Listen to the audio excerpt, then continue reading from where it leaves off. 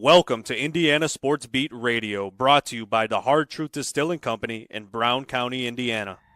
So for the thousands in attendance and the millions watching around the world,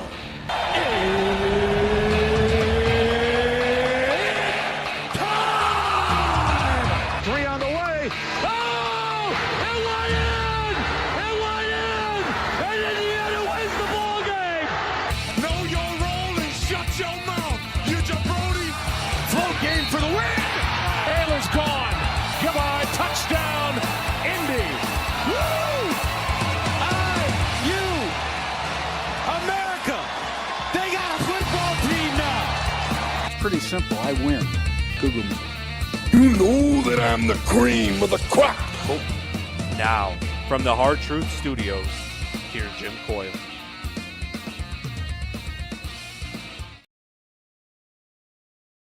Edition of Indiana Sports Beat Radio coming to you here on this Thursday. Glad to have you along for the ride. Thanks a lot, no matter how and where you're listening, whether it's on one of our great affiliates like 97.7 ESPN, the Ref, always the right call down in Evansville, or the voice of the region, 12:30 a.m., 104.7 FM, WJOB, and, of course, Fort Wayne's only sports station, 1380 The Fan. Keep it locked right here to each and every one of these stations, as you don't need to go anywhere else for great content throughout the day, and it starts right here. Bob Kravitz will join us here shortly. We'll talk to Coach Griffith as well, as the CFP is pretty set. But we'll talk about that in depth. Also, signing day, while it is still open, the everything happens pretty much yesterday. We'll hear from Kurt Cignetti as well on Indiana's signing class. I believe 21 was the number that they finished with, and we shall look at that as well. And hope you're doing well and staying warm, because my, oh my, I do not anticipate going outside today if at all possible. I think someone told me it was going to be 13 degrees at in the morning, and that just tells me it's not going to get a whole lot better during the day. So that's a little too cold for me. But hope you're staying warm. And we'll keep you warm with some great stuff. If not, how's your day? Are you able to stay warm? Some great basketball last night. I think Kansas goes down, baby. Unranked Creighton beats Kansas. But this is going to happen, especially in basketball. You are just going to see upsets, and it's going to happen a little more frequently, like we've talked about. Creighton has played 8 number 1 teams in its history, and the first 6 of those games were not even close. They were all losses. The last 2, Blue Jay blowouts at the CHI Health Center. Creighton took down top-ranked Kansas 76-63 on Wednesday for a pretty emphatic win. Creighton never trailed in that game and led by as much as 17. Just shows you, man, there are nights when you just don't have it, or somebody else does, and they're bringing all they have. This team is also the team that 10 months ago knocked off number 1 UConn 85-66. So they've kind of got it going in the last few years. Good for them. Signing day, as I mentioned, not just for IU, but for all around the Big Ten. Talk about how that went, because it's going to change things each and every year. You've got rev share coming in, so changes in that regard. And but that's not set to take place yet. But I believe it will take place for this incoming class at some point. We'll hear from Kurt Cignetti on that as well. But yeah, wouldn't that be nice? But that would be nice just to have a big old pocket of cash you can dip into. And a lot of talk on the CFP. People are wondering where Indiana's going to end up. And my take is this, and I'm not saying that it is right, but the committee has been pretty staunch on the fact that they are not going to ding people on losing a conference championship. Now, I think that there will be an exception to that with the ACC. Clemson is not in the conference championship. Or right now, they're not in the top 20, or not top 12 rather. But they play in the ACC championship game. If they win that game, not only are they in, they get a bye. But there is an ACC team in there right now, SMU. Do they move down? That is a question. But where would they put them? Because the Big Ten, you've got Oregon and Penn State. Penn State, I think, is currently number 5. I don't think they're even if they win that game, all right, they'll go to 1. But Oregon would go to 5. I think that they would just swap those Big Ten teams. Right now, Georgia is where they are. Where is that? The 8th or 7th, I believe. I think it's 7th. They play Texas for the SEC championship. I believe that if they lost to Texas, or if they beat Texas, rather, Texas would take their spot where they are. Still hosting a game and just changing those places. I don't know that for certainty, but this also gives the committee a way of not having another Indiana-Ohio State game, which is probably good. Although you may want Ohio State. Who knows? I've heard a lot of the players say that. But, yeah, a lot to get to. But we won't have to worry about it past Sunday. But I guess it'll be fun to talk about it until then. Sunday is the final CFP poll, and it will be set in stone at that time. That is the day after all of the college football championships will be played. And we'll know who's going where. Are you headed to Athens to see the Hoosiers play between the hedges if it ends up being Georgia?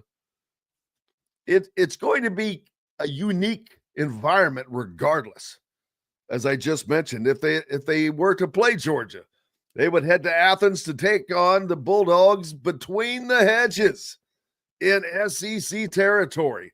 If it were Texas, they would head to Austin to play in that big stadium. It's going to be a big-time environment no matter what. So it's going to be fun. Looking forward to it.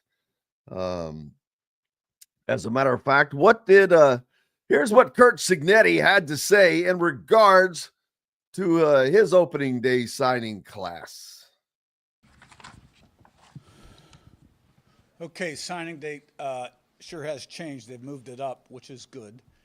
And the month of December has changed a lot as well, across the country, whether you still have games remaining or not.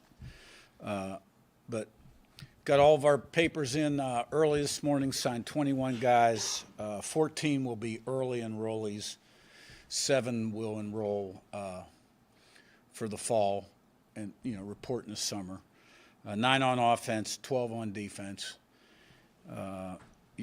4 from Indiana and Ohio, 2 from Illinois and Tennessee, 1 from St. Louis. So 13 roughly from a 4-hour radius. So, like these guys, good players, good people, good character, good students. And, this game's all about recruiting and development and then retention, keeping the guys that eventually produce. So excited about them. Production over, production over potential. That's Curt Cignetti's belief in how to build a team, and I cannot disagree with him. And speaking of which, Oklahoma's Jackson Arnold, their starting quarterback, no less, has entered the transfer portal. Arnold will have 2 seasons of eligibility remaining at his next school. He's a 6'1", 210-pound sophomore from Denton, Texas. That's just outside of north of Dallas. He was the number 3 recruit in the ESPN 300 in 2023 and started 10 games over 2 seasons for the Sooners. So there's going to be a ton of guys in the portal. That's another thing. Lots of availability. That is, and Indiana is a team that can now get pretty much any kind of talent that it wants. I guess I should. I don't know any kind of talent, but they are going to be able to get the talent. You add in this rev share that is coming up, and that changes things as well. That's going to make a huge difference because that means you got the money, I got the money. They'll go dancing. Yeah, lots of chatter on the Andy Moore Honda hotline about, if who wins, yada, yada. He says some talk, if Georgia wins, IU could play Notre Dame. That doesn't make really any sense to me because IU is not moving. If you're not playing, you're not moving up or down. And Notre Dame is not playing. Indiana's not playing. So I don't see how that will have any effect there. The best path would be to have the 12th seed, to be honest with you, because you end up playing Penn State right now, and then if you win that game, you would play Boise State. I'd love to have that path, to be quite honest with you. We've got plenty coming up here on the program. Looking forward to it. Up next, Shannon Griffith will join us. We'll talk some more football as signing day has come. You're listening to Indiana Sports Beat Radio from the Hard Truth Distilling Company studios. We've got plenty more, and we'll be back with it right after this. If you're looking for a great gift for the Indiana sports fan in your life, just go to isbradio.itemorder.com, and you'll find plenty of options, including sweatshirts, hoodies, t-shirts, pullovers, caps, and much more, including our Welcome to the Sig 10 line that benefits the local Boys and Girls Club. That's isbradio.itemorder.com. isbradio.itemorder.com. At Ben Davis Chevrolet and Ben Davis Ford in Auburn, we're your one-stop shop for all of your automotive needs. We have the area's best selection of over 300 vehicles, including new cars, trucks, vans, and SUVs. Plus a huge selection of pre-owned vehicles in stock. And if we don't have what you're looking for, we'll find it for you. We also have top-of-the-line service and parts, plus a collision repair center, and we're competitively priced on everything. For sales, service, collision, parts, and more, we do it all. Come see us today or visit us online at bendavischevrolet.com and bendavisford.com. Enjoy healthy, delicious meals at home without the hassle with the Fresh Fork. Chef-curated, ready-made meals delivered right to your doorstep. Proudly fueling IU athletes and now available to you with a menu that's always fresh and diverse, from hearty proteins to fresh salads. The Fresh Fork empowers you to make better food choices without compromising. Let the Fresh Fork help transform your lifestyle for a healthier way of living today at thefreshforkonline.com. Use promo code RADIO20 and get $20 off your first order. Country living is just a swing away. It can be hard to find the exact home that fits your family's needs, so there couldn't be a better time to build a new home with Property Shore Construction. Now building exclusively south of Bloomington within the Stonecrest Golf community. Choose from one of the gorgeous Stonecrest Signature Series house plans. We have several lots available with scenic views of the golf course. Contact Amy Rhoda with Revesco Real Estate for additional information. 812-583-0919 or go to mystonecrestliving.com. Rugby Grouper, located on beautiful Anna Morale in Florida, is the place to be, and not just because they have unforgettable meals, including locally sourced seafood. The Ugly Grouper has your favorite craft beers and cocktails along with live music every day. The Ugly Grouper is family-friendly, able to host private parties, and has the biggest grouper you've ever seen. The Ugly Grouper is the place to be on Anna Marie Island, Florida. Tell them Indiana Sports Beat sent you. Go to theuglygrouper.com for more information. Located on 325 acres in beautiful Brown County, Indiana, Hard Truth Distilling Company is the biggest and the best craft distillery around.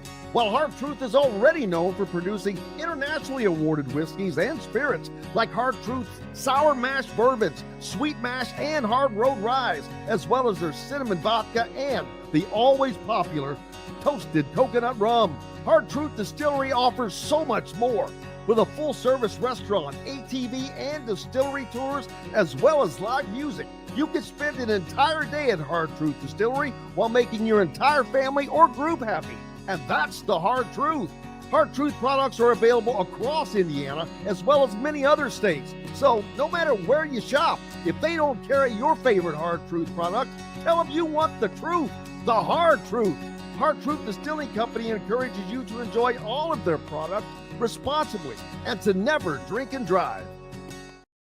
Welcome back on this Thursday. I hope you are staying warm because I know it is cold out there today. What is the high supposed to be? Not very high. 48 degrees yesterday. I went out for something and I'm like, oh, it's nice out. 24 today. What's with that? Low of 13. But then it climbs back up. Not that this is a weather show, but hey, anything that's above 32 is a win for me. That won't be today, and it doesn't look like it'll be tomorrow. But after that, Saturday, warming up to the 40s. Sunday, Monday, in the 50s. A little rain maybe, but I don't care. I'll take a little rain if it's in the 50s. Much better. And you don't have to worry about no football games this weekend to go to, but plenty to watch as the conference championships will be lined up. And plenty of action going on in football. Shannon Griffith not able to join us today. Under the weather. We're thinking about him. And hopefully he gets better soon. Oregon flips 5-star Ohio State cornerback pledge. This is funny how it is going to be just carnivorous back and forth, man. 5-star offensive tackle Thomas flips from Florida State to LSU. 4-star quarterback Lamaliva flips to Arkansas. Buckeyes, Ryan Day still believes. Oklahoma State coordinator's out. Yeah, I saw that yesterday. Both the offensive and defensive coordinators for Oklahoma State, they were fired. Meanwhile, Indiana's coordinators are being named. I saw Brian Haynes is a semifinalist for the Broyles Award. That is for the best coordinator in the country. Pretty high award. Congratulations to Brian. But Oklahoma State has fired offensive coordinator Casey Dunn and defensive coordinator Brian Nardo following the Cowboys' 3-9 season. The Cowboys who won 10 games last season. But you talk about things changing fast for programs. You look at Indiana going from 3-9 to 11-1. Well, here's Oklahoma State that won 10 games a year ago, and then they go 3-9. Not a lot of fun when you're on the other side of that, and things have to happen. Heads have to roll. Too much money at stake. I mean, there's never been a time where everyone was this serious about athletics. And yeah, I know a lot of people are still hung up on how some of these changes are happening, why they're happening, and all of that. I don't like it all either. But you know what? The one thing you don't have a choice in is to accept it or not. It's here. It's how it is. But it's also what has made this college football season particularly the best ever. There's no question this has been the most terrific college football season ever. The upsets, the teams that are at the top, the teams that have a shot to be at the top, the teams that are in the college football playoffs, the college football playoff expansion, all of that a part in making this an incredible season that is not even close to done yet. So I am, yeah, there you go, Brian. Oh, we lost. Sorry, where's my 10 million? Well, but yeah, there's not many people getting paid $10 million. But I get your point. But that's up to the teams. That's up to the coaches. That's up to the staffs to get these guys to play at the level that they play at, that you have to play at. The coaches don't have a choice. They still have to succeed. And they know that. And maybe that makes it more difficult on them. Russell says Maryland has a decent basketball team this year. I'll say, did you see what they were? They beat the snot out of Ohio State last night, and Ohio State is a good team. I don't know what that final score was. I get that pulled up, but it was a beatdown. Duke ends up beating Auburn in a battle that, hey, Auburn number 2, Duke number 9, but it's tough to go into Cameron Indoor and win. Iowa State and Marquette, another 6-5 battle, 81-70. Iowa State, the home team, gets that one. Alabama goes on the road into North Carolina and comes away with a very convincing 94-79 win over number 20 North Carolina. Number 12 Oregon, now 9-0, went down to USC and picked up a 68-60 win.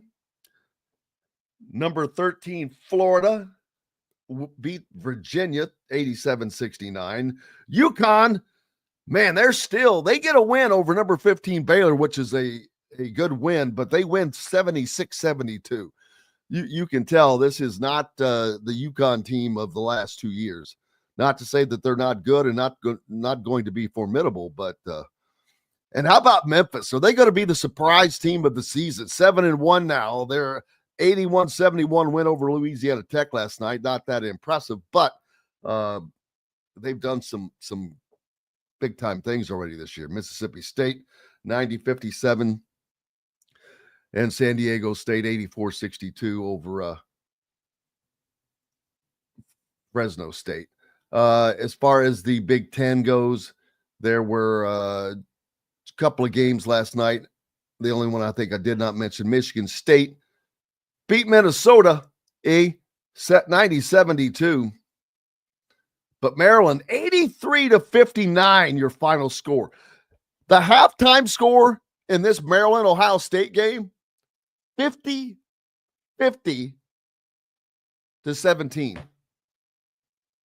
Let me repeat that. 50-17.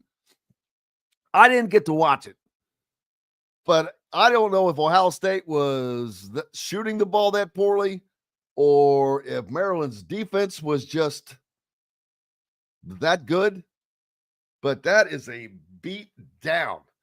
33-point difference in the first half.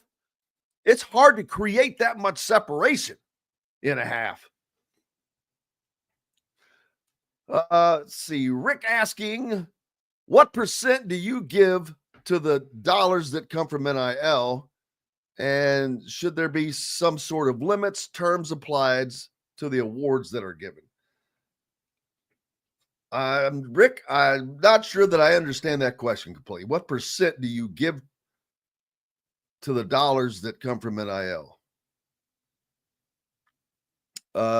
Maybe clean that question up, or because I'm listed for dummies, because you have to consider me a dummy. I'm not sure. And as far as any limits or terms, the only thing I would like to see, and I have said it over and over and over, is I think that you should be allowed to sign an agreement with players for multi-year. Now, whether that's 2 years or 3 years, I don't know, but something needs to happen to curb this yearly exodus. And why could you not sign an agreement? I don't understand what would prevent that. And Rick says, in terms of how kids make their decisions. Yeah, I still don't understand what you're asking. Again, just put that in dummy form, and hopefully I'll get that question. But is Russell asking, is Dylan Harper a player in the Big Ten or ACC? Well, Dylan Harper's in the Big Ten, my brother. He plays for Rutgers. Miami of Ohio, is it Ohio University? Did I say that? I don't even recall talking about them. Brian says one early bad loss can be overlooked, but 2 back-to-back early bad losses, hard to trust anything you see on the floor. Scratch the basketball season. It's over. I assume you're talking about Indiana.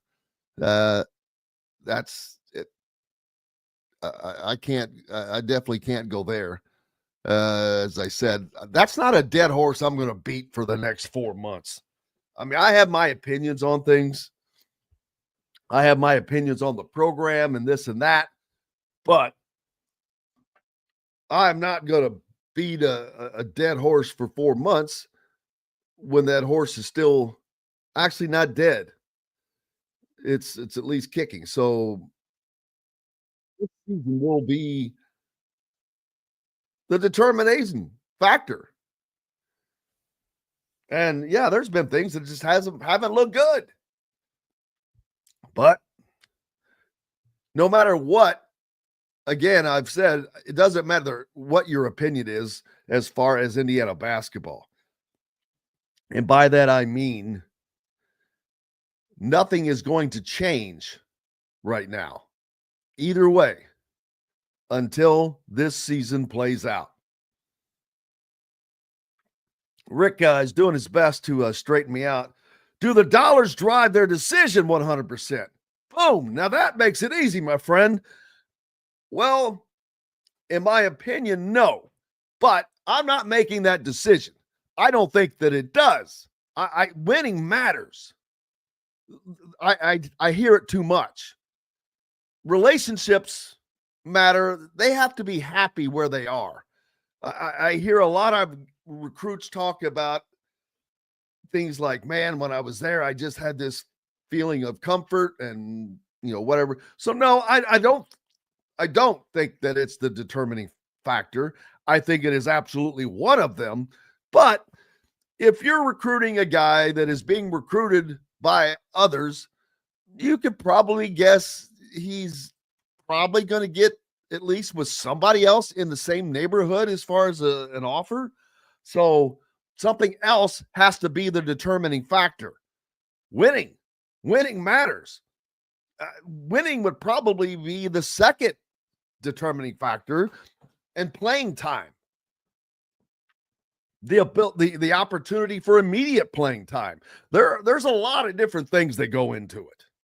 I hope that answered your question, Rick, and I appreciate your patience on my ineptitude there. Well, I think that is winning cures a lot of things. I mean, I say that all the time. Winning cures a lot. UConn plays in a weak conference this year. Lucky for them. Yeah, but we've seen a lot from them. Thank you, Rick. We appreciate you, brother. Appreciate you joining us here on the program.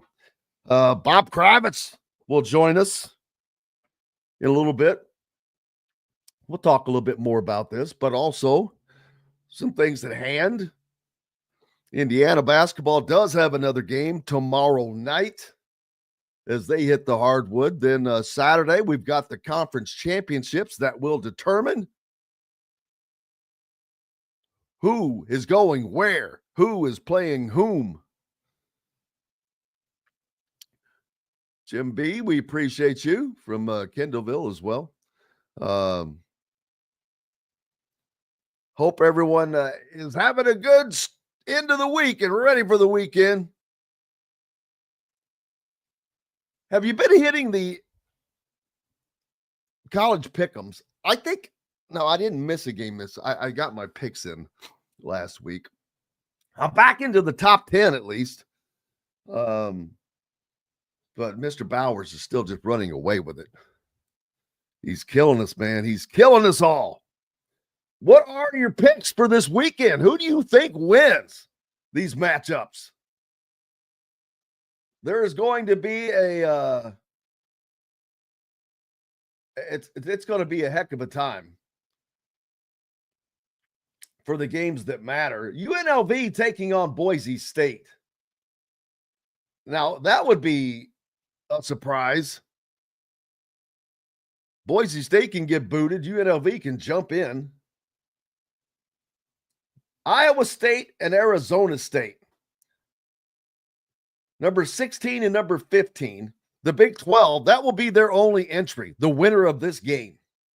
That's a noon game on ABC.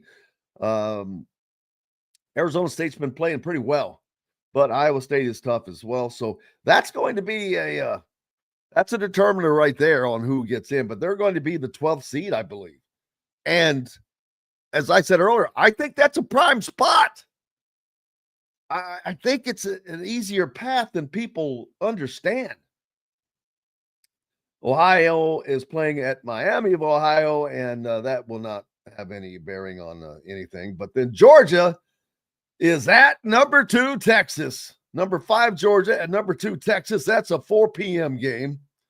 Marshall, Louisiana, no bearing. Penn State and Oregon, 8 p.m. on CBS. That will have a determining factor of, it's not going to affect Indiana. Clemson, SMU. Now, that's going to be a very interesting situation there because SMU is number 8. They're sitting right in the middle of it. Clemson is 17. They're not even in the top 12. But if they win this game, they get an automatic berth. To me, that's bull. I think that if you win a conference championship, you should be guaranteed a spot in the field, not an automatic bye if you're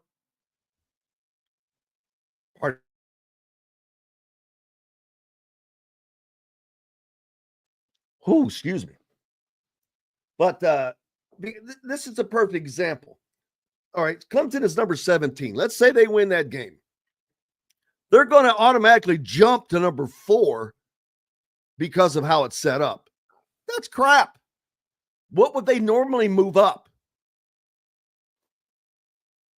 4 spots? I mean, that would put them at 13, put them at 12, which 12 would be deserving to me. Along with,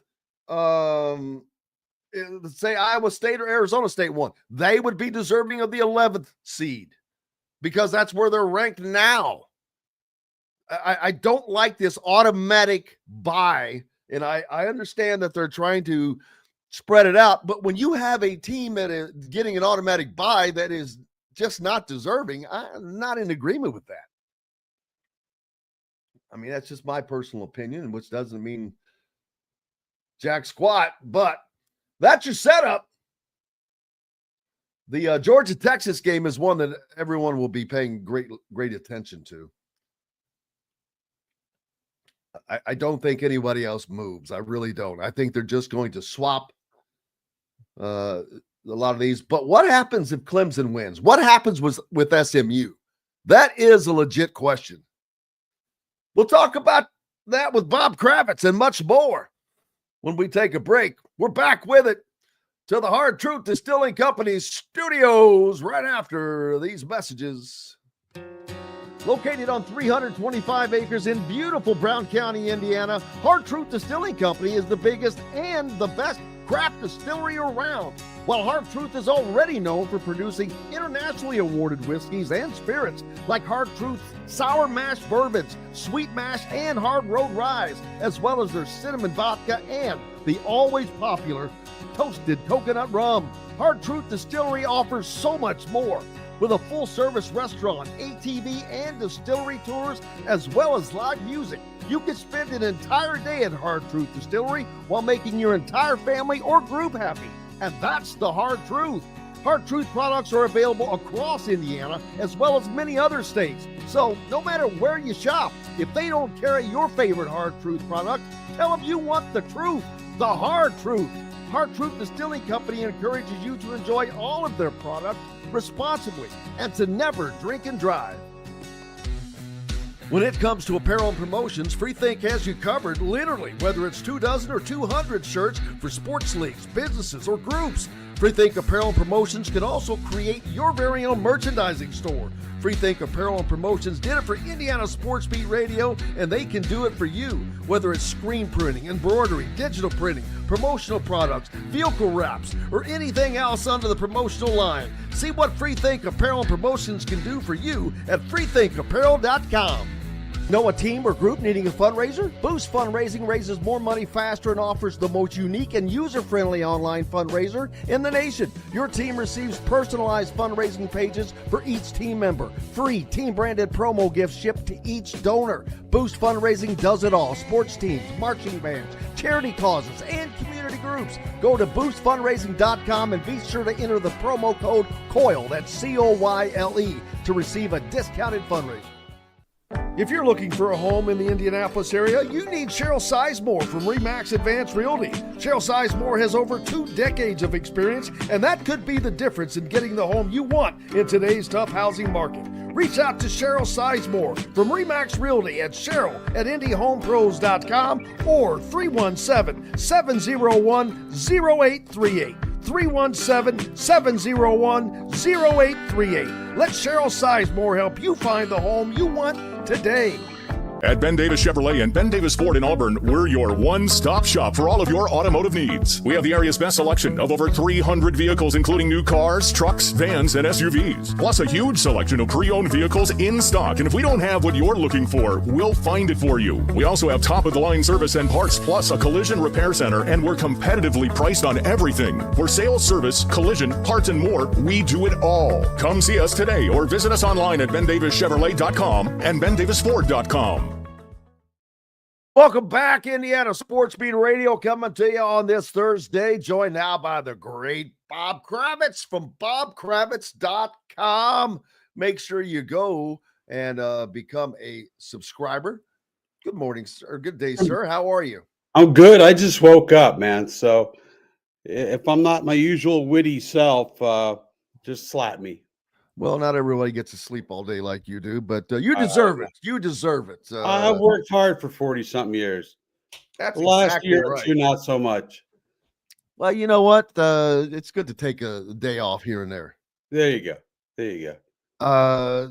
No days off right now in college football. Is the regular season is in, and it is like gone fat crap crazy because you've got the conference championships on Saturday, which will determine everything. Right.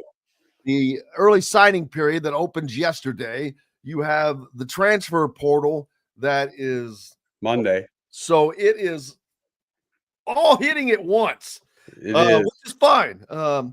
This, Bob, I've said this many times. To me, this has been by far the greatest college football season in the history of college football. There are just so many teams that are a part of it. You've got the expanded playoffs. You've got so many teams that are worthy. The transfer portal has rising tide raises all boats, and we've seen a lot of boats rise, man. And Indiana is absolutely one of those. But I have enjoyed the hell out of this college football season. Yeah, I would agree with you. And, you know, a lot of people, myself maybe included, thought that in the new world of college football that all it would do would make the rich richer and the poor poorer. and instead it's been kind of a Neutralizer. a neutralizer. That's the word. Thank you. I haven't had my coffee is right here, but I haven't drank it yet. So, you look at Boise State, who's always good, but not nationally good. You look at Indiana, God, where did they come from? So it's actually been something that's leveled the playing field, and with revenue sharing, I think that's only gonna help level the playing field and put more emphasis on your ability to coach and procure players, as opposed to just having a ton of talent and just beating everybody with that talent. Absolutely. And we've seen that depending upon the sport, it doesn't matter if you have the right talent, it has to all come together. That's with coaching, that's with the talent, that's with the talent coming together. It all has to click together to be successful. And what's amazing, just real quick, to look at what Cignetti has done with all these new players, and yet the basketball team, which I'm sure we'll get to, with it, the new players on its team can't get out of its own way, and that's coaching, man. That is all about coaching and culture. Well, that has been a huge topic, but I started earlier by saying, you know what, I know what the situation is. I have my opinions on the program, what needs to happen, if a change needs to happen, but that's not a dead horse that I think I want to beat for the next 4 months, because that horse has a whisper of breath in it to get to go through the season, but some things are just painfully obvious, and it doesn't take a mental heavyweight or genius, and it doesn't take 4 years of seeing something to know what you're getting. I think you're hinting at this. I mean, I am certainly not in any way, shape, or form convinced that Mike can do this job. I would absolutely agree to that. I was not overwhelmingly pleased when they hired him. I thought he was miscast in college, with college basketball going through all these changes. It is a 64, 65-year-old guy who's, run the long race. Is he really the right guy to lead this program into the new era? And more I'm thinking that he's not. But we'll see. His teams historically have finished pretty strong. So I think the talent is there, Jim. I really do. I think the talent is there, but they got to figure out a way to play together, whether that means going with a one big lineup versus two. There's some things structurally they can do, but I don't know that he's the guy to do it. I think there's only one person that I'm aware of that believes in that too big system. And I think we got a pretty good look the other night, even though it was against Sam Houston State, of what an Indiana team could look like that was not reliant on the too big system. When although Luke Goody had a coming out party, he had a career night, he hit 5 of 7 from deep. Yeah. He looked freer. Yes. He took Peyton Clark shots, but you don't see that in the Indiana offense. You don't see guys taking those shots in the Indiana offense. And I think it accidentally opened some people's eyes like, oh, wow, what if they played like that? Yeah. Instead of trying to the ball down the throat. Didn't Renew come out and say we're probably better in one big out there? If he did, I didn't. I missed that. I know enough people that I talk to believe that. I believe that. College basketball seems to believe that. There's no one else does that. But again, hey, this season there's no changes are happening right now. It's a guard oriented game.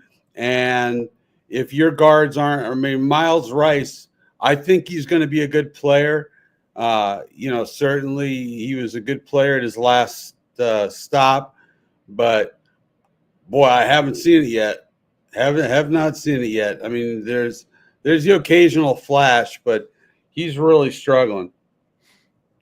Yeah, and not only that, the one thing I learned from football is that I learned that I had no idea what the Big Ten was going to be like this year. And I said that. I'm like, I don't know who's going to be good. Right. We thought Indiana and Purdue were going to be kind of probably the top two teams. Well, that's not my opinion anymore, even though we're still early into the season. I think Purdue is one of those teams. Yes. I don't know that Indiana is one of the teams that can compete for a Big Ten title or even in the top 4 of the Big Ten. There are too many teams that are going to be good in this league, like Maryland, who beat the snot out of Ohio State, who I thought was going to be a decent team. The halftime score of that game was 50-17. No Derek kidding. Queen, one of the guys, and I started going down the line last night. Derek Queen, Liam McNeely,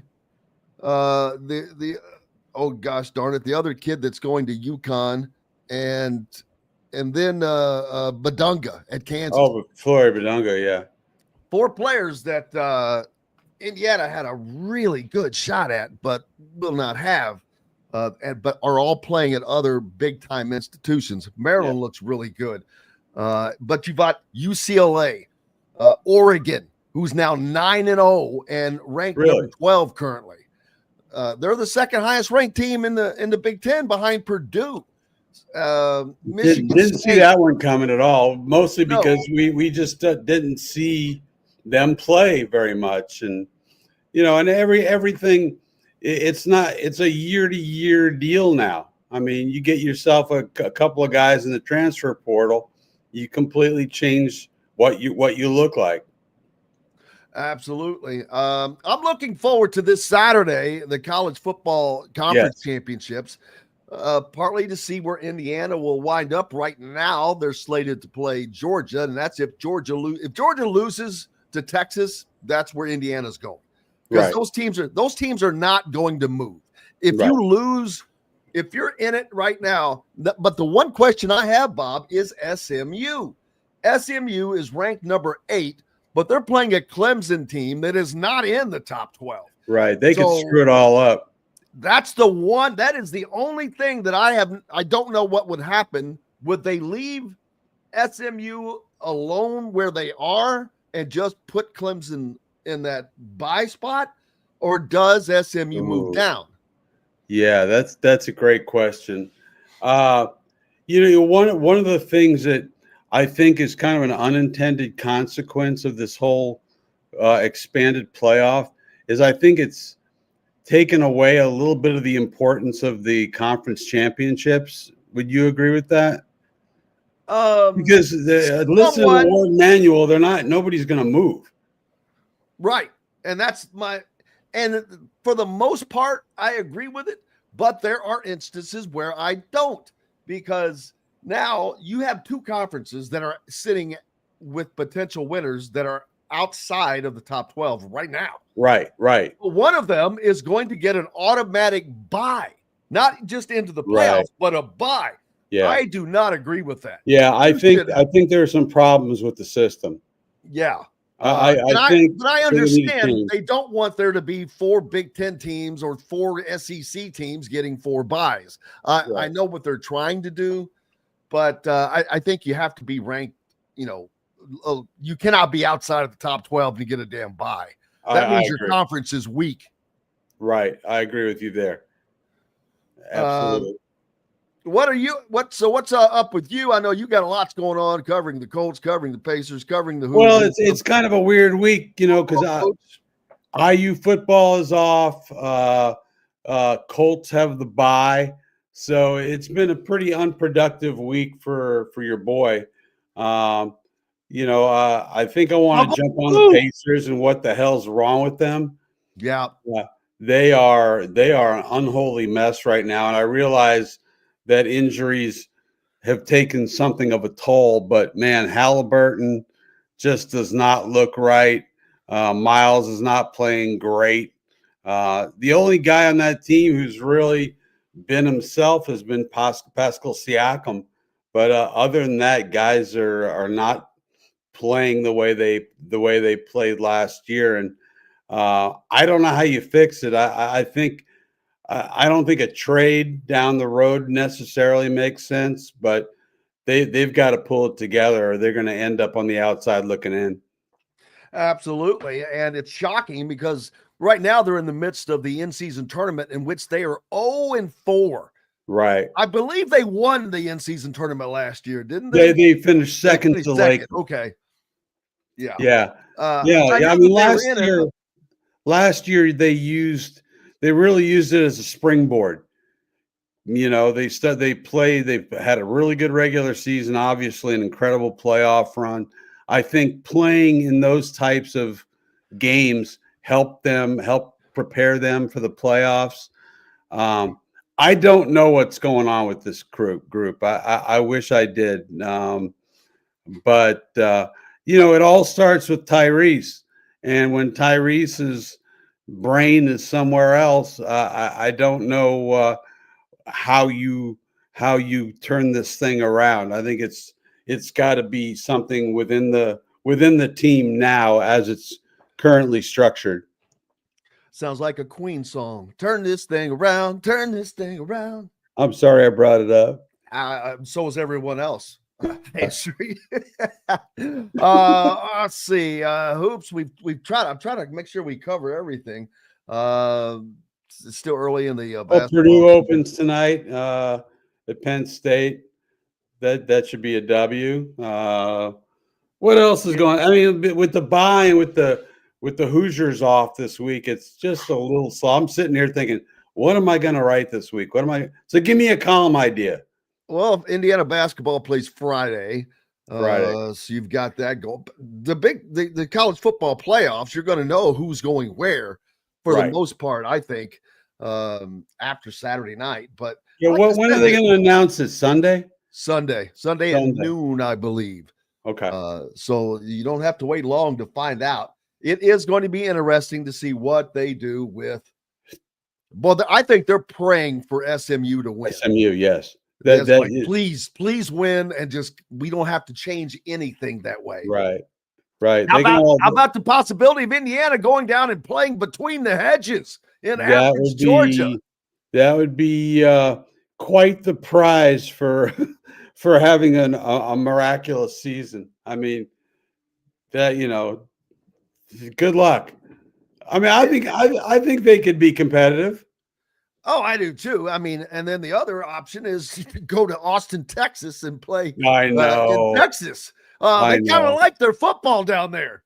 Yeah, just a little bit. No, look, wherever they go, who the hell cares? It's Indiana in the CFP, and celebrate, baby. I mean, we've never had it this good, really since '67. So, as an Indiana grad, I'm enjoying the living hell out of this.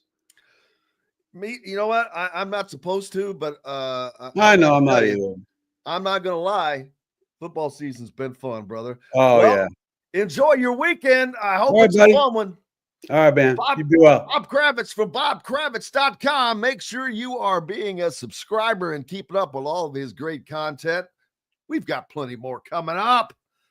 Right after this, from Indiana Sports Beat Radio. Andy Moore Honda is Bloomington's #1 Honda dealer for a reason. Buy a new Honda and get a 3-month break from car payments. That's right, no payments for 90 days.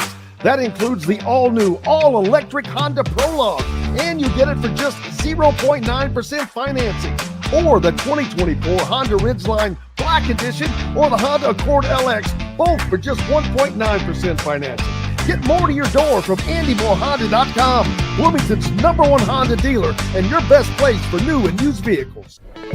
Hoosier Hanks East, located on College Ball Road in front of Kroger in Bloomington, is everything you could want. Great food like their custom pizzas, wings, wraps, unbeatable daily drink specials, live music on Fridays, and Hoosier Hanks East is home to Inside Indiana Football and Inside Indiana Basketball coaches shows hosted by Don Fisher. Be on the lookout for Hoosier Hanks ticket giveaways to Indiana and Colts games on social media. Stop by and meet Hoosier Hank at Hoosier Hanks East on College Ball Road in Bloomington. Hungry for something a little different? Well, head to the Rusty Gator Fork and Ale in Bedford, where oceanic flavors meet southern charm with a Cajun flair, like their loaded voodoo fries, gator bite, or jambalaya, and so much more. The Rusty Gator also has live music each Friday and Saturday night with some of the best local and regional artists around. Visit the Rusty Gator Fork and Ale in Bedford and get your Cajun on. If you're looking for a home in the Indianapolis area, you need Cheryl Sizemore from RE/MAX Advanced Realty. Cheryl Sizemore has over 2 decades of experience, and that could be the difference in getting the home you want in today's tough housing market. Reach out to Cheryl Sizemore from RE/MAX Realty at Cheryl@IndyHomePros.com or 317-701-0838. 317-701-0838. Let Cheryl Sizemore help you find the home you want today. Located on 325 acres in beautiful Brown County, Indiana, Hard Truth Distilling Company is the biggest and the best craft distillery around. While Hard Truth is already known for producing internationally awarded whiskeys and spirits like Hard Truth's sour mash bourbons, sweet mash, and hard road ryes, as well as their cinnamon vodka and the always popular toasted coconut rum. Hard Truth Distillery offers so much more. With a full-service restaurant, ATV, and distillery tours, as well as live music, you can spend an entire day at Hard Truth Distillery while making your entire family or group happy. And that's the Hard Truth. Hard Truth products are available across Indiana as well as many other states. So no matter where you shop, if they don't carry your favorite Hard Truth product, tell them you want the truth, the Hard Truth. Hard Truth Distilling Company encourages you to enjoy all of their products responsibly and to never drink and drive. Welcome back, Indiana Sports Beat Radio on this Thursday. I hope you are having a good week. Staying warm today. The weekend is almost here, and Indiana has a basketball game tomorrow night. No football of local flavor to watch this weekend, as both Notre Dame, who is in the college football playoffs, and Indiana are both idle. Did you realize that Indiana is the only state to put 2 teams in the college football playoffs? It's not Ohio. It's not Texas. It's not California. Little old Indiana. I take that back. It is. Texas is up there as well. Well, possibly. SMU. If SMU wins, there will be 2 teams from Texas. But pretty significant comparison there, though. It'll be interesting. Who wins between Penn State and Oregon? I've got to go with Oregon personally. I just don't think that Penn State has the offense to beat Oregon. Their defense is pretty tough. It's going to be one of the best defenses that Oregon, if not the best, it's probably the best defense that Oregon has faced all season long. It's going to be that should be a very interesting game. Is that the game of the weekend over Texas and Georgia? I think that it might be, just from an interest standpoint, not of what it'll do. Iowa State, Arizona State, that should actually be a pretty daggone good game. The Big 12 is the most evenly based conference out there. They don't have the highest ranked team they have is Arizona State at number 15. Iowa State is there at number 16. You've got Colorado behind them. Daggone it. I forget. There's another team that I'm forgetting in that conference that was there, but they just don't. There was no one that stood out at the top, but they also don't have a bunch of terrible teams. I mean, they were pretty evenly paced across. You had Kansas, who was 2-5, beat 3 ranked teams in 3 consecutive weeks. That's a pretty tough place to play, man. The Big Ten, pretty stout at the top with Indiana, Penn State, Ohio State, and Oregon. And then there's a little drop-off to Illinois, and then even a little bit more of a drop-off. The bottom, I don't know how bad the bottom half of the Big Ten really was, but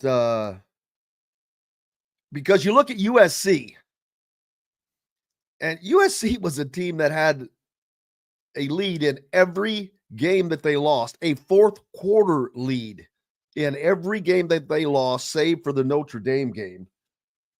And they were all one-score games, save for the Notre Dame game, although that game was closer than it appeared. USC was close, but not quite close enough.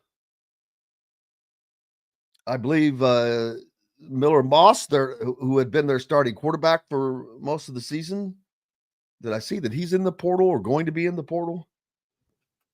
That's a whole nother deal to take care of. That, because that is going to be a whole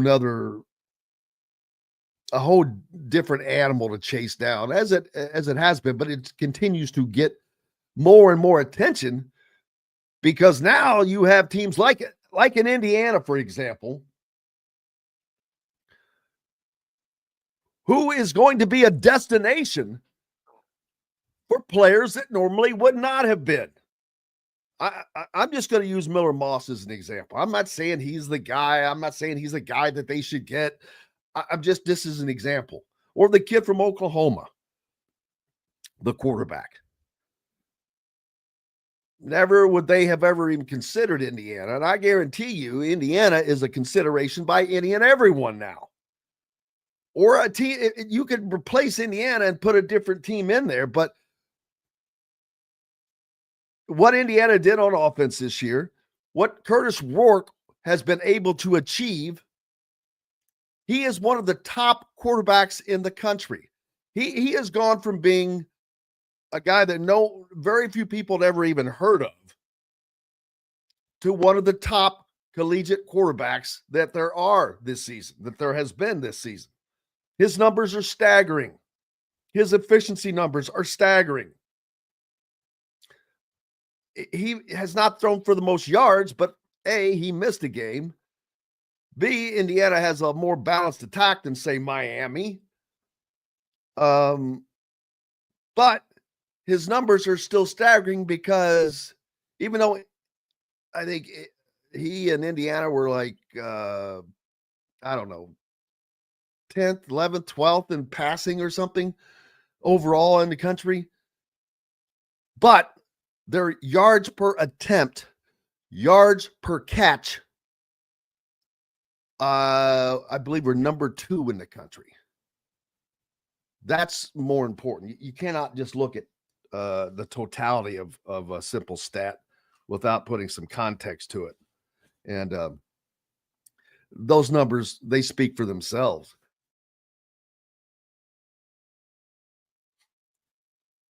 And that's been one of the big reasons Indiana's had success. Another thing I was thinking of last night is Curtis Rourke is married.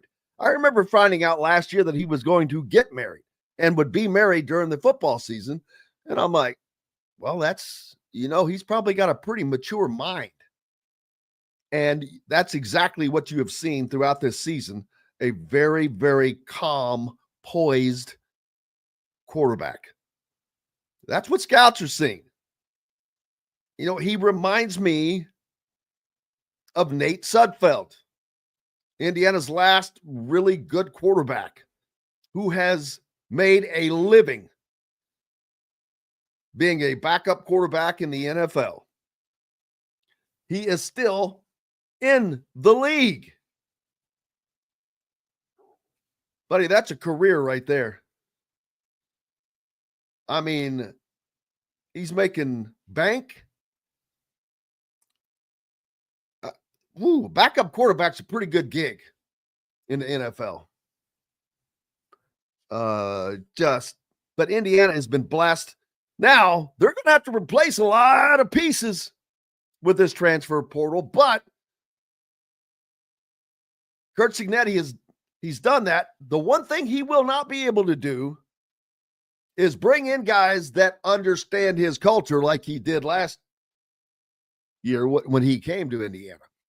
Bringing those JMU guys allowed him to institute and build this culture from within. But having been here a season now, most people have seen what's going on in Indiana. I don't think that a player is going to come in blind. They know that this stuff doesn't happen with just a wave of a wand. I think that just because you're going to get paid does not relieve you of the responsibility of having to play, of having to give. And I mean, give of yourself, to work hard. As a matter of fact, you should probably be working harder because you're actually working for a living. I mentioned earlier that Kurt Cignetti met with the media yesterday. Speaking of the revenue share, he had a comment on that, very question on the fact of it helping to build the roster.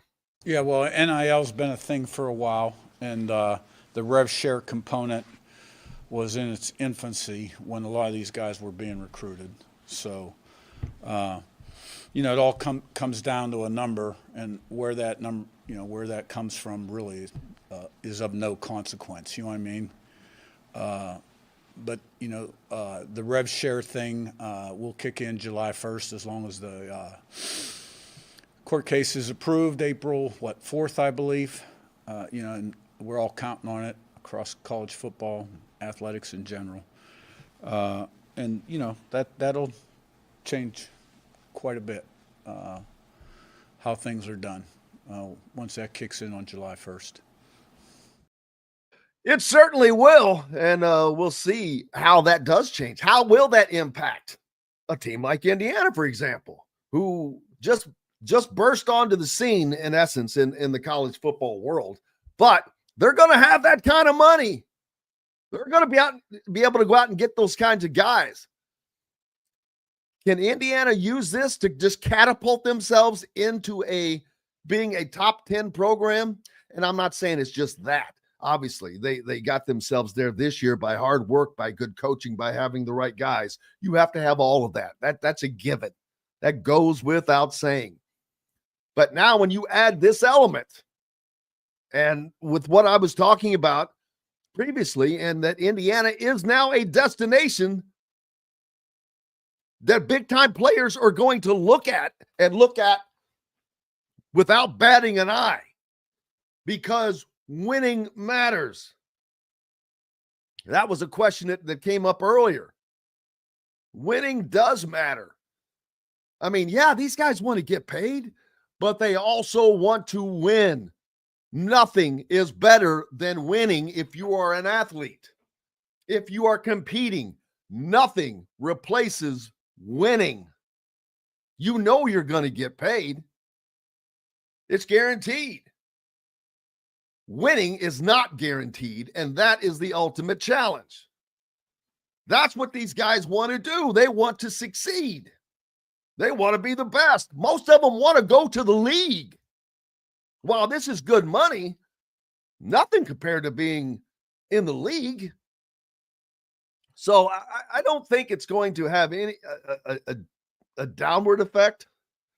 We shall see. But this could be the dawning of, or maybe we've already seen the dawning of the new era for Indiana football, of course, after an 11-1 season. That kind of goes without saying, but doing it once is one thing, but making that into a program norm, that's another. And you've seen how hard it is. Look, again, I will use USC as the perfect example. They have the guys. They have a good coach. They had the NIL. They had all of that. They're a year removed from having Caleb Williams at quarterback. How many great quarterbacks has Lincoln Riley had?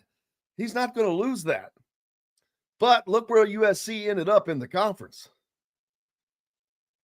It ain't easy, people. Winning ain't easy. That's another thing that when you think about the people that were maligning Indiana's schedule, well, they won every game decisively. USC, not so much. There is it's a huge difference. And what they did, the people that want to disparage that, yeah, whatever. That's just because they're crying. Oregon only getting 3.5 points. Probably not going to see a big spread, but I would certainly. Yeah, that's a defensive struggle there with Penn State. It's going to be interesting. Gritty says, talk about the IU versus Notre Dame matchup. She doesn't want that personally. Doesn't say why. Brian said you can't say Purdue is a better football program than Notre Dame and not support your argument. Well, I don't know who said that. Oh, Russell did. Well, Russell, I'm going to have to disagree with you there, brother. And the sheer fact of, did you see what Purdue did this last year? Do you realize they don't even have a coach right now? They don't have NIL. They don't have the NIL program going. I guess they're going to rely on the rev share when it kicks in. Yeah, you cannot say that Purdue is a better program than Notre Dame. Notre Dame has won multiple national championships. Notre Dame is in the college football playoff again. Now, the argument could be made that do they deserve to be in the college football playoff this year? That would be an argument that I would undertake with you. I don't know that they do. They don't play in a conference. They did not play a terribly difficult schedule. If their name was not Notre Dame, they might still be in, but I'll tell you, they will be in the bottom 10, 11, 12 at best. They damn sure would not be number 6. Notre Dame, the name carries a lot there, but Purdue is a lost ball in high weeds in football right now. And they're going to have to go out and get themselves a Kurt Cignetti. And by that, I mean someone that understands building a program in this era. It is different. And it is much more difficult. We've got to take a pause for the cause from the Hard Truth Distilling Company studios. Appreciate you guys being with us today. Don't forget, go to isbmedia.itemorder.com.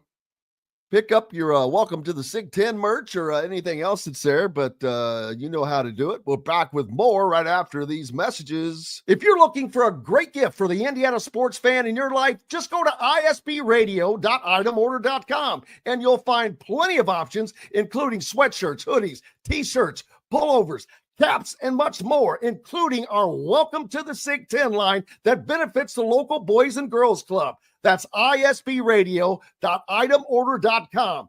isbradio.itemorder.com. Located on 325 acres in beautiful Brown County, Indiana, Hard Truth Distilling Company is the biggest and the best craft distillery around. While Hard Truth is already known for producing internationally awarded whiskeys and spirits like Hard Truth's sour mash bourbons, sweet mash, and hard road ryes, as well as their cinnamon vodka and the always popular toasted coconut rum. Hard Truth Distillery offers so much more. With a full-service restaurant, ATV, and distillery tours, as well as live music, you can spend an entire day at Hard Truth Distillery while making your entire family or group happy. And that's the Hard Truth. Hard Truth products are available across Indiana, as well as many other states. So no matter where you shop, if they don't carry your favorite Hard Truth product, tell them you want the truth, the Hard Truth. Hard Truth Distilling Company encourages you to enjoy all of their products responsibly and to never drink and drive. Country living is just a swing away. It can be hard to find the exact home that fits your family's needs, so there couldn't be a better time to build a new home with Property Shore Construction. Now building exclusively south of Bloomington within the Stonecrest Golf Community. Choose from one of the gorgeous Stonecrest Signature Series house plans. We have several lots available with scenic views of the golf course. Contact Amy Rhoda with Revesco Real Estate for additional information. 812-583-0919 or go to mystonecrestliving.com. Hoosier Hanks East, located on College Ball Road in front of Kroger in Bloomington, is everything you could want. Great food like their custom pizzas, wings, wraps, unbeatable daily drink specials, live music on Fridays, and Hoosier Hanks East is home to Inside Indiana Football and Inside Indiana Basketball coaches shows hosted by Don Fisher. Be on the lookout for Hoosier Hanks ticket giveaways to Indiana and Colts games on social media. Stop by and meet Hoosier Hank at Hoosier Hanks East on College Ball Road in Bloomington. Whether it's a night out with the family, after work with colleagues, or catching the game with friends, Bubba's 33 is the place for you. Bubba's 33 offers a mouthwatering menu of selections that are all made from scratch every day. The portions are big, but the prices are small. And with over 50 big screen TVs, you'll never miss the big game. Bubba's 33, pizza, burgers, beer. Ugly Grouper, located on beautiful Anna Maria in Florida, is the place to be, and not just because they have unforgettable meals, including locally sourced seafood. The Ugly Grouper has your favorite craft beers and cocktails, along with live music every day. The Ugly Grouper is family-friendly, able to host private parties, and has the biggest grouper you've ever seen. The Ugly Grouper is the place to be on Anna Maria Island, Florida. Tell them Indiana Sports Beat sent you. Go to theuglygrouper.com for more information. Welcome back, Indiana Sports Beat Radio, coming to you on this Thursday. I hope you're staying warm, because it's might be the coldest day that of the season so far. But it's that time of year, right? That's just going to happen. No sense in me whining about it. It's not going to make it any warmer. But I am not a fan of cold weather. 30s is one thing, but 20s, teens, that's something different. Speaking of college football, last weekend, if you watched the Michigan-Ohio State game, and then it seemed like every game after that, how the hell were these guys all watching TV?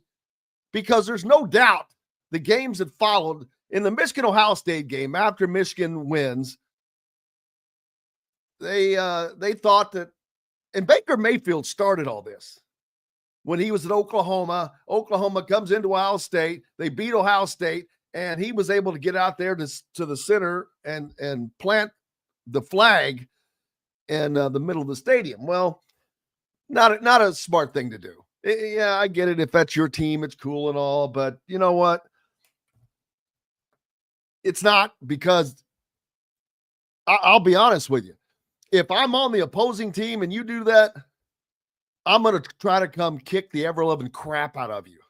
I'm going to do the same thing that those guys did. You have to protect your home. And you cannot think otherwise. You cannot expect that to happen.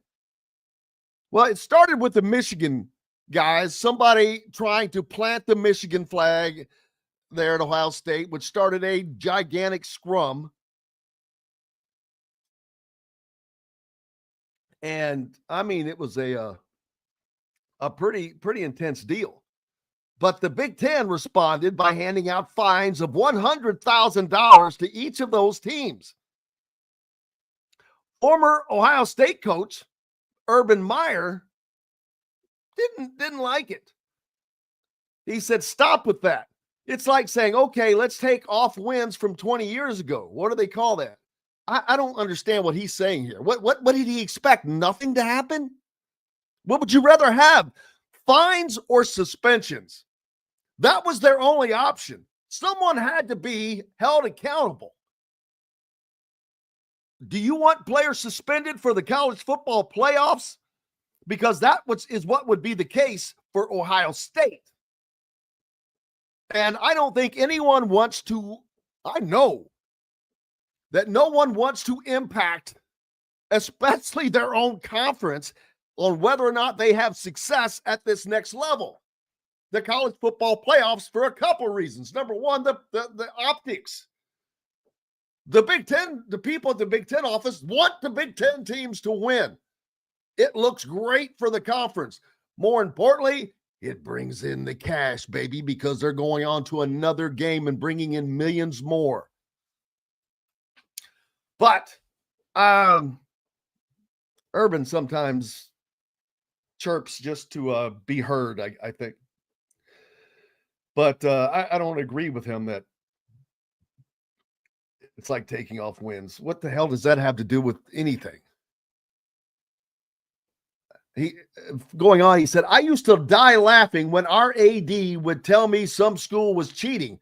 Yeah, they rescind the wins or something like that. That's going to do a lot. You got to punish it. $100,000, fine. Okay, I don't know. Instead of punishing the schools with a fine, my mayor suggested that the people actually involved in the incident should be punished. That means suspensions to the players and potential coaches to try and de-incentivize those kinds of actions in the future. I'm not saying I disagree with that. But the problem is there's no next game. That's like the targeting rule. One of the dumbest rules in sports, not the rule itself, the punishment. I put targeting, the punishment for targeting, right up there with calling a timeout and being able to advance the ball from the end line to the half court line. What the hell is that? What the hell is going on? What in the wide world of sports is going on? You're going to put a guy on second base just to start because you want to speed up the process? You want to have a golden batter? What the hell is going on in sports, people? Sports don't need changing. The sports are fine. Not to say that some rule changes here and there don't help the games, but at some point you have to wonder, are you becoming a little league organization? That stuff that Manfred is trying to do in Major League Baseball. But I don't disagree with suspensions, especially if there's an egregious action by a player. Otherwise, they get away with that. But I hate to think that when it's the last game of the year, that it's going to impact something like the college football playoffs. But you also have to have people that are smart enough to know better than to do that. I'm pretty certain that God, I hate to use Indiana as an example again, but it's the closest thing I have. I'm pretty sure that a lot of coaches, Kurt Cignetti and many others, saw that and have addressed their teams. Don't do this. Okay? If you want to celebrate, fine, celebrate. But don't try to go out and plant a flag in someone's field. It's just not cool. There's just too much that's going to go wrong. Michigan has been in the middle of every fracas that has happened. They had last year things. Michigan has been a renegade organization. Let me just say that. Under Harbaugh, they were rampant cheating SOBs. Rampant. Some people Michigan fans would probably say Harbaugh was just ahead of his time. Maybe. But under the rules, they were cheating SOBs. And it's like sometimes that kind of culture continues. There's something called respect. And I think that has to be built from the coaches themselves. You don't have to like your opponent, but you need to respect them for the most part. I mean, yeah, I get that's a big rivalry game.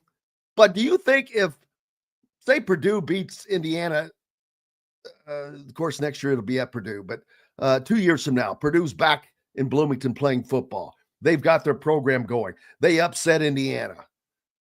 they try to plant that big P flag in the middle of the field. What do you think is going to happen? Exactly. It's like going out to center court at some place and on the road and doing something. You deserve whatever you get. You deserve whatever you get. Jumping back over here on the Andy Moore Honda hotline to drive some of these comments, because I've been running my mouth about everything under the sun in regards to all these things that are coming up. A lot of talk about Notre Dame football on the message boards this year. I still wonder though, will there be change in the college football playoff lineup if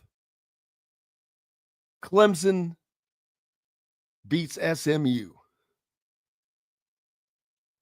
That is the one question that I have. And I'm telling you, the winner of the Arizona State Iowa State game, I think, is in great position. I'm watching the video from that Ohio State Michigan thing again, from different angles. It was an absolute melee. And I heard Sharon Moore after the game kind of laying a little bit of blame on Ohio State. And I want to like, dude, you need to shut up, go back and watch the film and get an understanding of it, instead of running your mouth before you know anything. Now, I understand he wants to protect his guys, but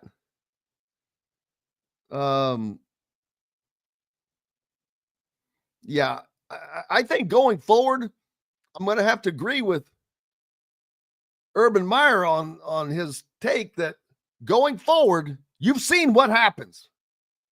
So if you do that and you incite something, dude, you have to pay the cost. You want to find somebody? Find these damn players that are getting paid. Make it real. Hit them in the pocketbook. See how they like it.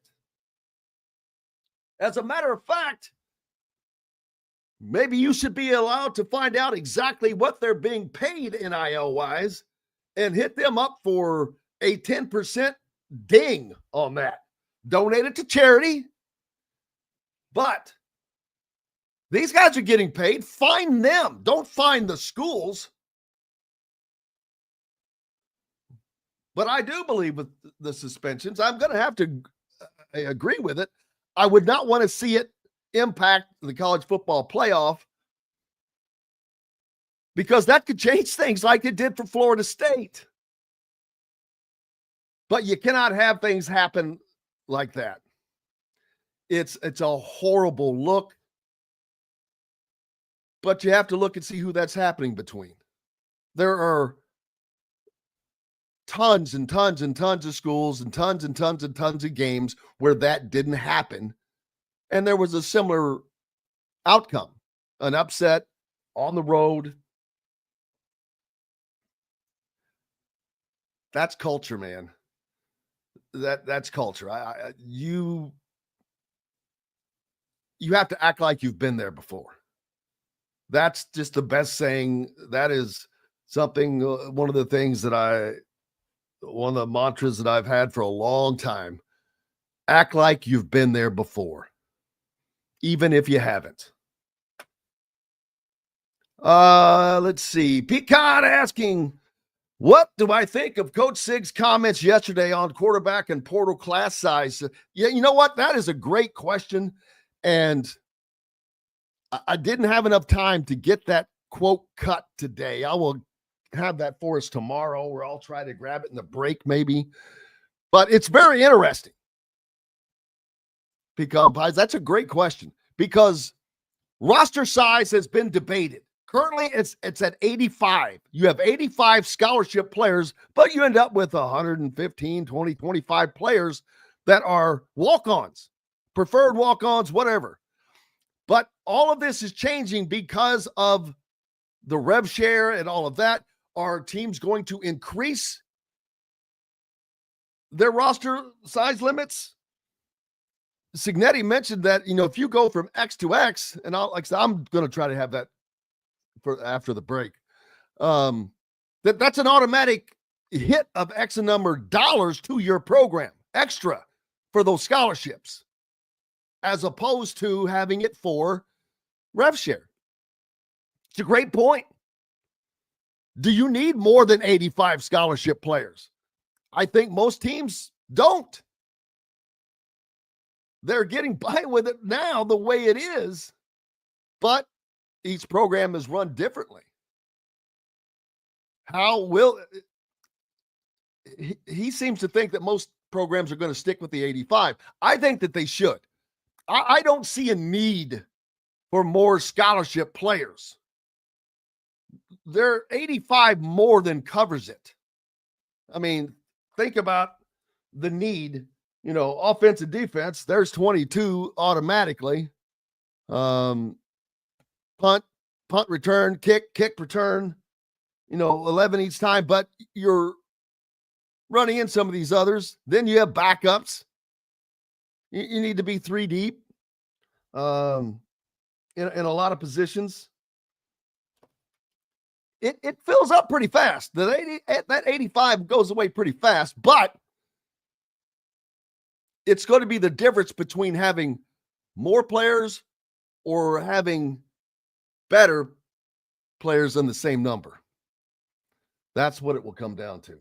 I'll try to get that clip cut up for us, and so we can hear that after the break. We've got more coming up here on Indiana Sports Beat Radio. So glad to have you with us. Jim B joining from Kendallville, Indiana. And wherever you may be listening, we appreciate you guys from all over. We love it. It's been a hell of a season, and it's going to continue to be. We're having fun. We've got lots more coming up here on the program.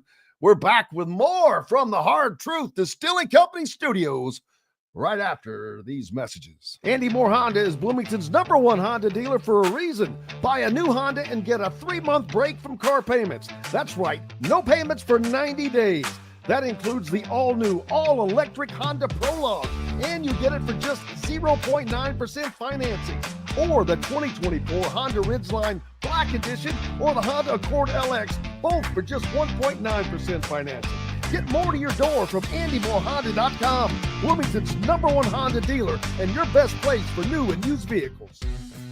When it comes to apparel and promotions, Freethink has you covered, literally, whether it's 24 or 200 shirts for sports leagues, businesses, or groups. Freethink Apparel and Promotions can also create your very own merchandising store. Freethink Apparel and Promotions did it for Indiana Sports Beat Radio, and they can do it for you. Whether it's screen printing, embroidery, digital printing, promotional products, vehicle wraps, or anything else under the promotional line. See what Freethink Apparel and Promotions can do for you at freethinkapparel.com. Enjoy healthy, delicious meals at home without the hassle with the Fresh Fork. Chef-curated, ready-made meals delivered right to your doorstep. Proudly fueling IU athletes and now available to you with a menu that's always fresh and diverse, from hearty proteins to fresh salads. The Fresh Fork empowers you to make better food choices without compromising. Let the Fresh Fork help transform your lifestyle for a healthier way of living today at thefreshforkonline.com. Use promo code RADIO20 and get $20 off of your first order. Hungry for something a little different? Well, head to the Rusty Gator Fork and Ale in Bedford, where oceanic flavors meet southern charm with a Cajun flair, like their loaded voodoo fries, gator bites, or jambalaya, and so much more. The Rusty Gator also has live music each Friday and Saturday night with some of the best local and regional artists around. Visit the Rusty Gator Fork and Ale in Bedford and get your Cajun on. Located on 325 acres in beautiful Brown County, Indiana, Hard Truth Distilling Company is the biggest and the best craft distillery around.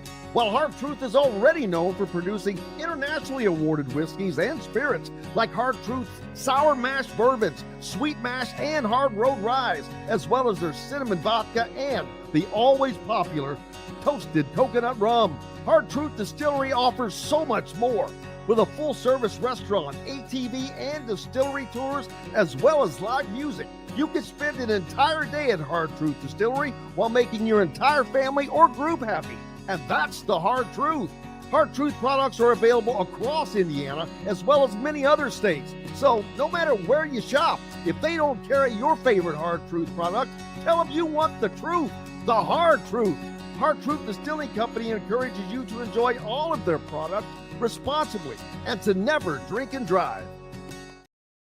Welcome back, Indiana Sports Beat Radio, here on this Thursday. I hope you are staying warm because it is a cold one out there, and it's going to be for the next 2 days, but that's okay. It's going to warm back up as we are in the early December, and it's just that time of year, so it's been okay. It's been a good fall, but that means you only have to you get through January or get through December, through Christmas and all that. Well, then you're into January, so you've got to deal with January, February, and maybe half of March.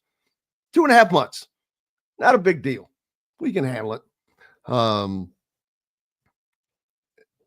one good thing about Indiana's football's possibilities is they both look like they're going to be south. So not playing up in Notre Dame, which would be probably colder than you know what, and Georgia will be warm. Texas, warmer. Benefit? Not sure. Those are big stadiums. Indiana had their one instance of playing in a big-time environment this year, and that was at Ohio State, of course. And the noise per Cignetti was an issue. Now, of course, I'm sure that they have taken the precautions needed to deal with that. I suggest that everyone practice with their earbuds in on listening to Guns N' Roses or something on full blast, and you're pumping in noise into the stadium while you're practicing. I mean, just try to come up with every single way to be distracted as possible. If you can handle that, you can handle anything. Teams can do it. Indiana did it, damn it, nearly against Penn State last year. So Michigan did it, but they're used to 111,000 people. But playing at Georgia, playing at Texas, not easy. Not easy at all. Both places love their football. Love their football. Happened to see Scott Rowland last night. Baseball Hall of Famer. Lives here in the Bloomington area. Great, great, great guy. Speaking of noise, I got to be privy to just an incredible story that he told last night, that because I was asking about noise. I said, well, what's the loudest environment you ever played in? And boy, he didn't bat an eye. Houston. And it was not the Dome, not the Astrodome, but Minute Maid Park. Back when he was, I believe this is for the Cardinals, playing for the National League Championship Series. And he said, we beat them. We go down there. We're going to go down there and finish it off. He goes, but damn it, they beat us 3 in a row. He goes, and in a game 3, I'm at the plate, 9th inning, 2 outs. He works the count full. He fouls off a ball, and he said this noise got to a level he's never heard. Another pitch, fouls it off. He said the noise went up another level. Fouls off the 3rd pitch, the noise got louder. He fouled off a 4th pitch. He can't hear. He said, I can't hear myself think. I'm going up against a guy that has the most wicked slider in all of Major League Baseball. He goes, what these people don't realize, I've got no chance of this guy if he's throwing that pitch every time. And then a 5th pitch comes in, swing and miss. He said all he could ever remember is when he was walking back to the dugout after striking out, that noise was ungodly, unearthly. Nothing of this world that he had ever heard. Coming from him, that was a pretty incredible thing. But the loudest environment I personally have ever heard was at the Big House. I remember when I was in college, two of my roommates were former football players. One was a current graduate assistant at the time. The other one was just finishing up his 5th year, not playing. And so Jim Sams and myself went up to Indiana to watch, or up to Michigan to watch him play Michigan with Anthony Thompson. And I will never forget, our seats were like 4th row behind the bench. And if you've not been to the Big House, it seats about 111,000. It's a complete bowl. There are no openings. It's below grade. So everything you can add to this to make it loud is that there. I was trying to tell something to Jim, and I had to cup my hands and scream into his ear right next to him what I was trying to tell him, because you could not hear yourself think. Michigan's used to that. Kurt Cignetti talking about roster situations yesterday. Oh, we have 2 young quarterbacks in the program that we like, Tyler Cherry and Mendoza. So we didn't feel a real need to sign a young quarterback this year. We will definitely recruit a quarterback out of the portal. And in terms of our other needs, I'll let you guys put pen to paper and figure out who's coming back and who we're losing, and figure that out on your own.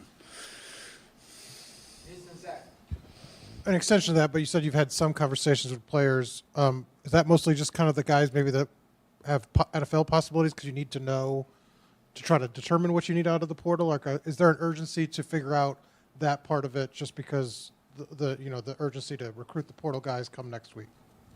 Well, no, if you recruit, let's say we have 55 returning scholarship players, and I had the staff rate them 1 to 55, right? I didn't start my conversations at 55, right? So I've had a couple, not many. I guess I know the portal and the December signing window have kind of changed just the calendar of this time of year, but a lot of times, coaches kind of power programs down before a bowl game. Do you draw on some of your FCS experience in terms of kind of keeping your team online straight into a playoff sort of environment, rather than if you were playing, for example, a bowl game around New Year's and you had kind of a whole month to figure out what to do with your team and how to power them down back up? You're looking at about a 3-week turnaround, right? So, this week the players are going to get 2 days of weights, and we'll get 3 practices in. One will be more of a walkthrough. And then next week will look more like a normal game week in terms of what we do on the field. It'll be closer to a game week. Yeah, you kind of addressed that a little bit, but in terms of preparations next week for the whoever you're going to be playing, how will that work in terms of the period of time in terms of preparation? We're going to make next week will be very similar to a game week. It might not be exact, but we'll start preparation in earnest. We still got to balance the portal, the evaluation, and we'll probably have official visits coming in during December as well. But preparation on the opponent, depending on who that is. Some of these teams we know already, some of them we don't. And so, next week won't be quite like a game week, but it'll be similar. Matt, last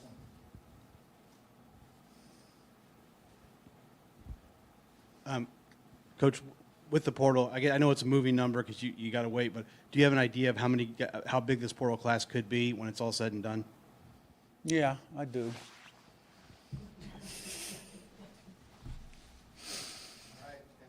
Thanks.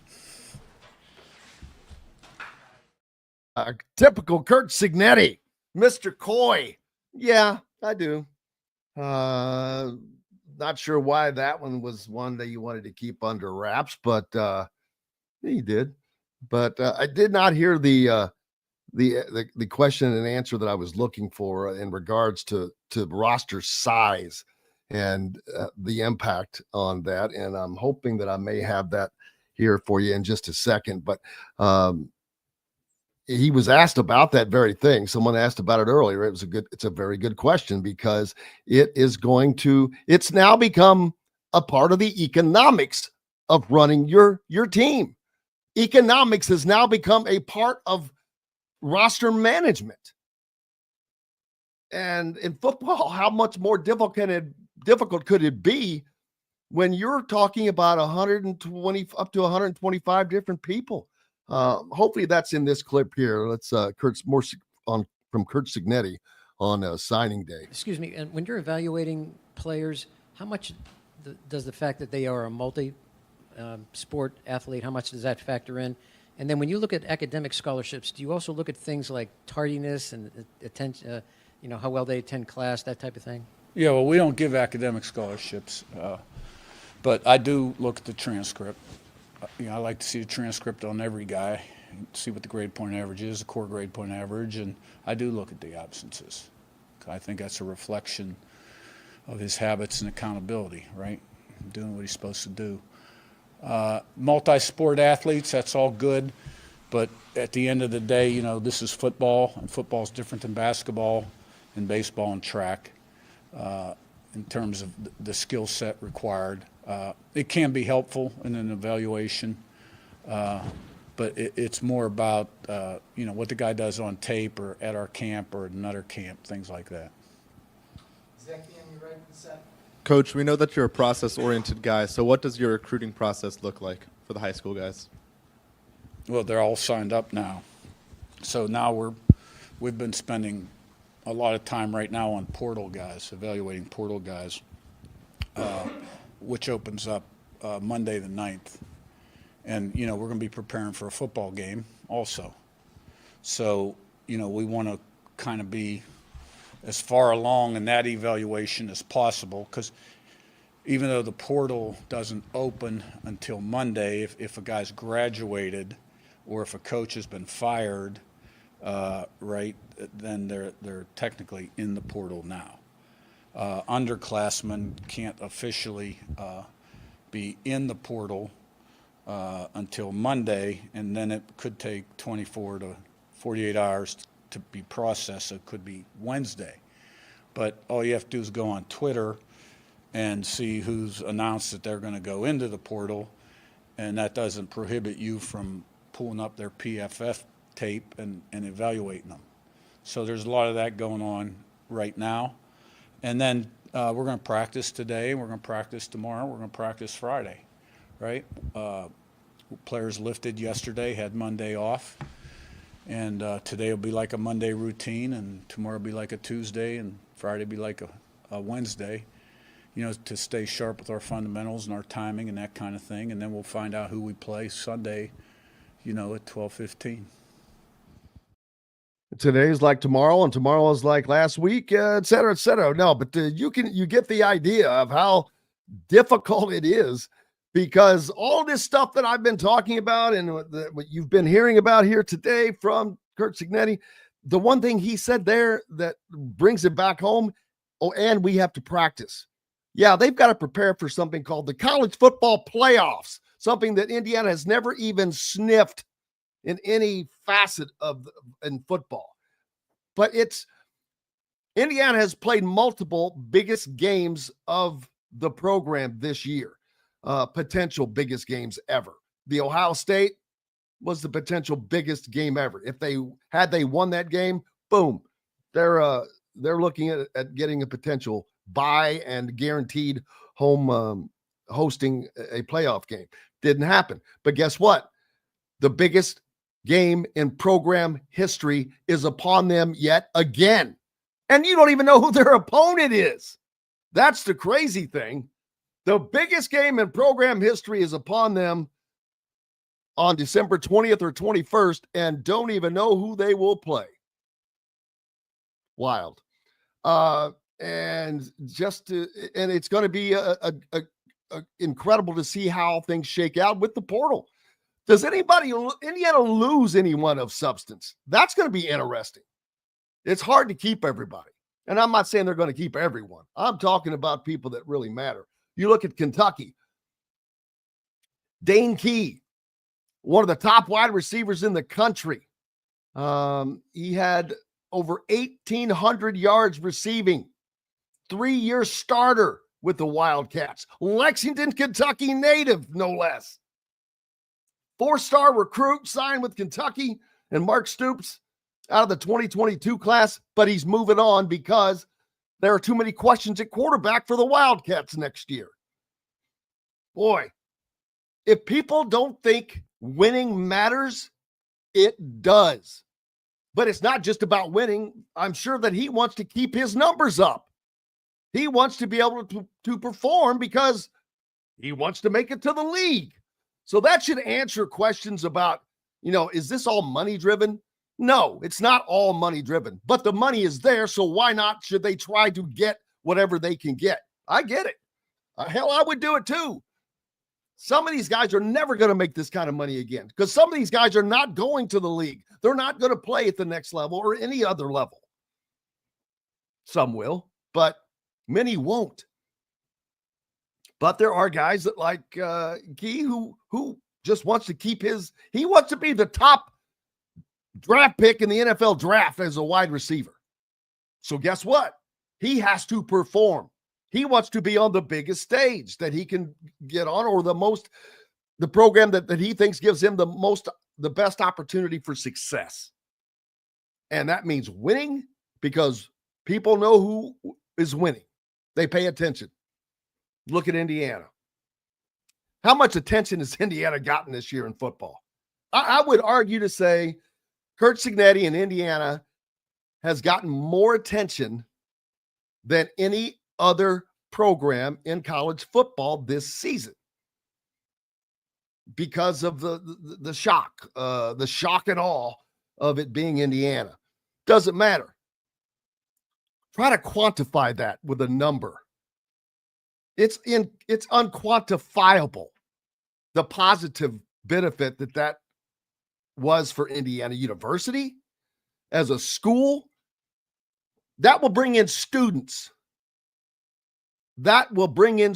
Students want to go to a great school that has great athletics because that's fun. It will bring in better athletes, which makes your program better, which keeps your program on TV, which makes you more money, which does this and that and the other thing. So it's just a chain of events that continues to go on.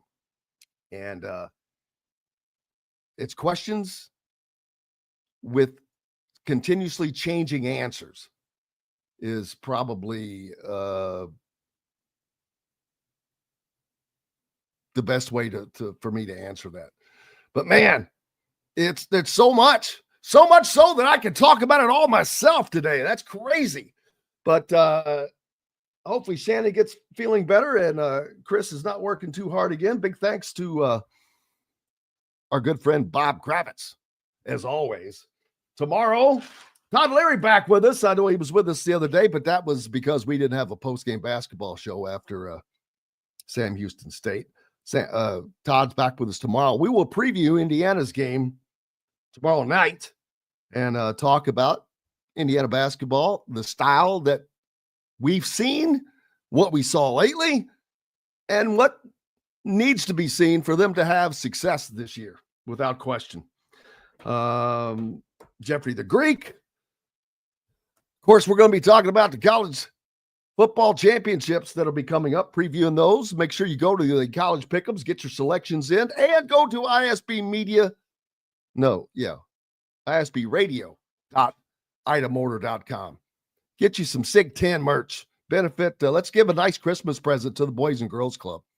Man, I cannot thank each and every one of you guys enough today. As always, appreciate you so much. You make it a lot easier and a lot more fun to do this. Appreciate all your comments. Keep knocking them down. Make sure you've subscribed on YouTube if you haven't, and hit that notifications toggle. We're back tomorrow to do it all again. Until then, I'm Jim Coyle. I will see you on the radio. Thanks for listening to Indiana Sports Beat Radio. Be sure to subscribe to our YouTube page for more clips and team coverage of Indiana basketball, football, and more. You can also find full episodes and tons of other content on thehoosier.com. We'll see you next time for another edition of Indiana Sports Beat Radio.